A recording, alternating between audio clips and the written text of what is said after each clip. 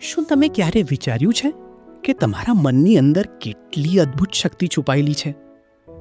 આજના વ્યસ્ત જીવનમાં આપણું મન સતત વિચારો, ચિંતા અને ડર વચ્ચે દોડતું રહે છે. સ્વામી વિવેકાનંદ કહે છે કે ધ્યાન એ મનને શાંત કરવાની સાથે સાથે પોતાની અંદરની અનંત શક્તિને ઓળખવાની ચાવી છે. નમસ્કાર મિત્રો, વીડી ગુજરાતીમાં આપનું સ્વાગત છે.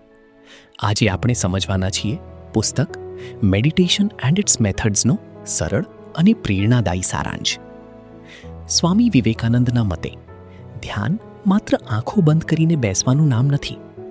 ધ્યાન એ મનને નિયંત્રિત કરવાની, અંદરની શક્તિને જગાડવાની અને આત્મ સાક્ષાત્કાર તરફ આગળ વધવાની એક મહાન પ્રક્રિયા છે. આ પુસ્તકમાં સ્વામીજી સમજાવે છે કે મન માણસનું સૌથી મોટું સાધન પણ છે અને સૌથી મોટો અવરોધ પણ છે. જો મન અશાંત હોય તો માણસ બહારથી સફળ હોવા છતાં અંદરથી દુઃખી રહે છે.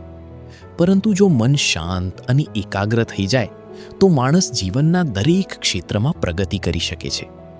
સ્વામીજી કહે છે કે ધ્યાનનો મુખ્ય હેતુ છે મનની એકાગ્ર બનાવવું. આપણા વિચારો સતત અહીંથી ત્યાં દોડતા રહે છે. ક્યારેક ભૂતકાળની ચિંતા, ક્યારેક ભવિષ્યનો ડર, ક્યારેક ઈચ્છાઓ અને ક્યારેક લાગણીઓ. ધ્યાન આ ભટકતા મનને એક દિશામાં લાવવાનું વિજ્ઞાન છે.